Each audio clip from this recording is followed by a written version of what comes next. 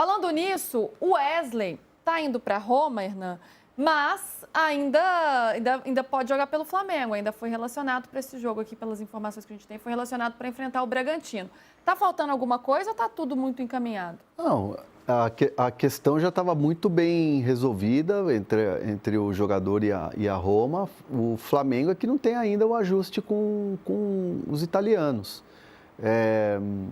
É uma situação que requer atenção, o jogador vai ser relacionado, vai jogar, tá com a cabeça normal, né? Vai jogar pelo Flamengo e correr o risco da negociação emperrar, sempre tem, né? Mas o Flamengo quer... A questão é o acerto do Flamengo com a Roma da Itália em relação ao pagamento. Em relação à proposta, valores, isso aí os clubes já sabem, o acerto com o jogador e a Roma já tem, né? O ok, o sim, só que falta ajustar com o Flamengo. E é isso que tá faltando no momento. Detalhes, né? Mas assim, requer atenção. O jogador foi relacionado. A pergunta ali, está em risco? Acho que é forte ou... Não, pode acontecer de melar o negócio.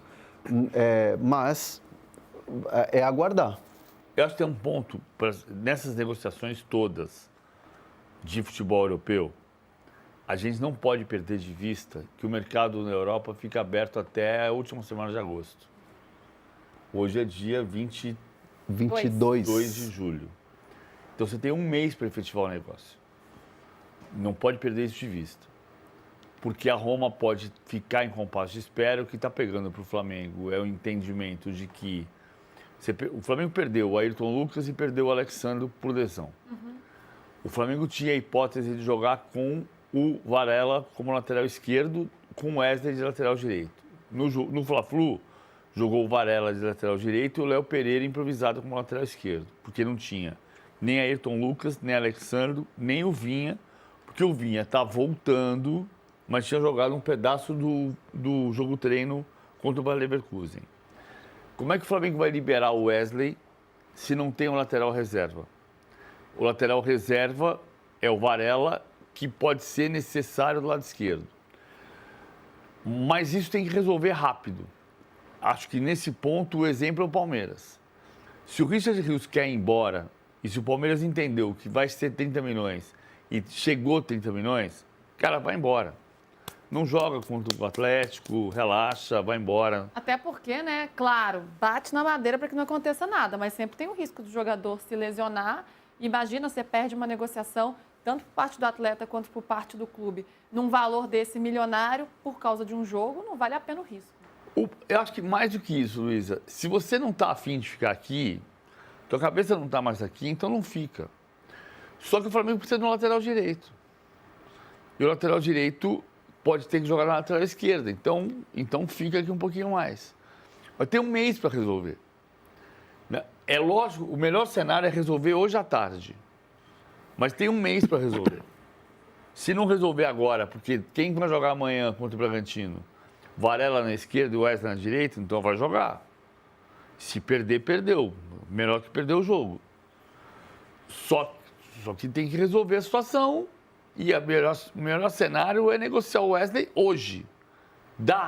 Quem é que joga na lateral direita? O Danilo está machucado, o Alexandre está machucado, o Ayrton Lucas está machucado, o Vinha está voltando de lesão. Então, tem que solucionar esse caso. Você não vai perder o jogo para o Bragantino porque vendeu o Wesley na véspera. Mas também o Wesley, para jogar, tem que estar com a cabeça em Bragança Paulista. É complicado, né? Todo um cenário. E nisso, José Boto, que é o responsável pelo departamento, tem que administrar toda essa situação, além dos problemas que ele já tem, né? Virou um foco aí na crise entre Pedro e Felipe Luiz, e o clube também, ele está no foco dessa discussão. Mas ele quem vem tocando essas negociações, especialmente do Saúl, né, Hernan? Então, ele está trabalhando ativamente em meio a todas essas questões, precisa dar uma resposta também, então é bom que essas negociações deem certo, que fique tudo bem, até para ele estancar um pouco todo esse momento turbulento dentro do clube. E ontem o próprio Flamengo emitiu uma nota oficial, né, um dos canais oficiais, dizendo que qualquer informação, qualquer situação de negociação vai ser gerida ali pela comunicação através das redes sociais e também da TV do Flamengo, né? Então, está tudo muito canalizado nisso. Então, o Flamengo está se blindando em relação a essas negociações. E até mesmo, né, essa mudança de comportamento, assim, até de comunicação com o torcedor, né, via imprensa, via notas e tal, tem muito a ver da questão do Boto, do vazamento, de prints e tal. A gente não tem a confirmação de que é o Boto, mas tudo indica que sim, que é o Boto, né? Então, assim, o Flamengo está tendo muito cuidado em relação a isso, obviamente para blindar quem está ali na linha de frente da coisa, que é o Boto, né? Então, é interessante ver esse movimento de comunicação do Flamengo.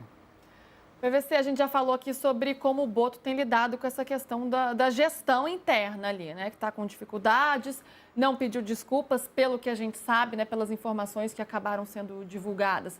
Não pediu desculpas para o Pedro ou para o grupo, enfim, ele está aí no foco no centro desse furacão.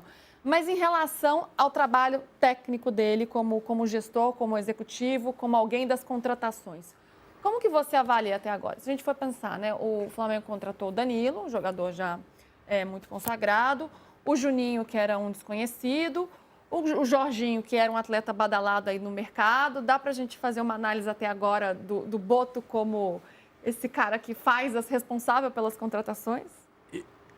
Tá todo mundo olhando isso pro Boto e perguntando, ele não contrata, ele contrata o Saul, ele não acertou o Carrascal, ele não acertou a venda do Wesley.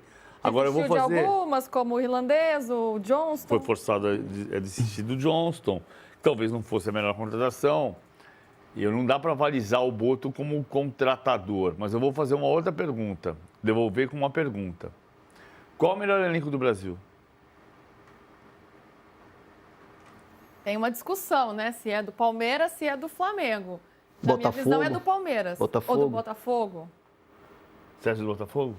Não acho. Estou colocando possibilidades aqui.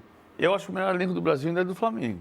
Ainda é do Flamengo? Porque, assim, é diferente você cobrar de um dirigente do Flamengo que administra o melhor elenco do Brasil, que ele tem o comportamento do Marcos Braz em junho de 2019, quando o Flamengo não tinha o melhor elenco do Brasil.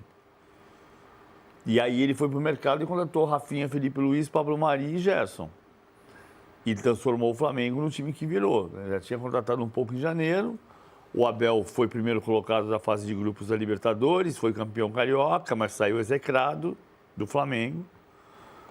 Depois foi campeão carioca no Fluminense contra o Flamengo, mas saiu maltratado do Flamengo. E o Flamengo entendia que precisava reforçar um elenco que precisava ser reforçado.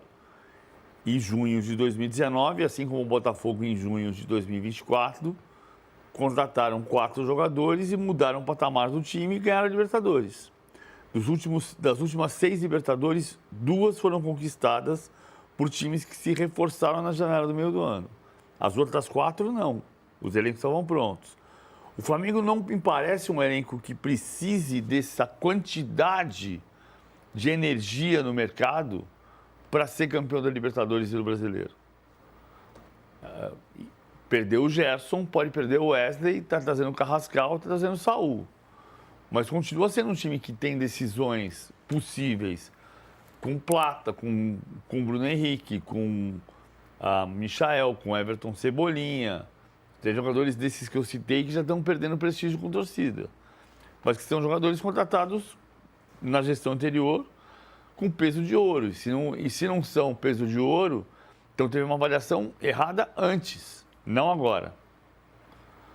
Eu acho que o Flamengo tem... O Boto é um fenômeno no mercado? Não. Mas precisa. O Flamengo precisa de um fenômeno no mercado hoje. Se é o melhor elenco do Brasil, não precisa. Você precisa administrar e recompor o elenco.